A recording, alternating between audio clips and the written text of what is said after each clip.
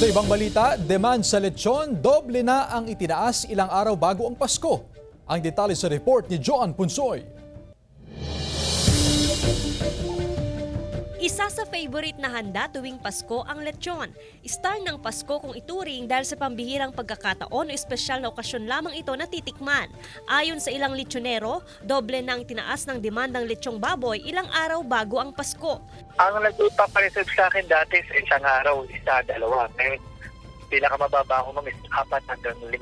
Sa ngayon, nagpapatupad na ng schedule of deadline of orders ang ilang lechonero para maihabol sa Noche Buena. Ang ilan, last day of order na sa December 22 para sa selebrasyon ng Pasko, habang December 29 naman para sa selebrasyon ng Bagong Taon.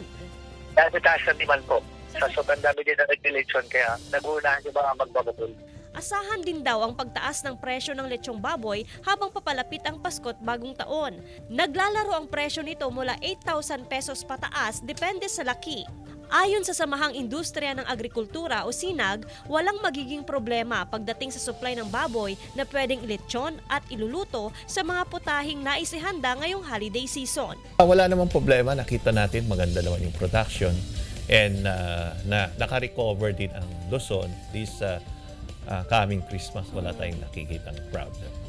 Joan Punsoy, One North Central Luzon.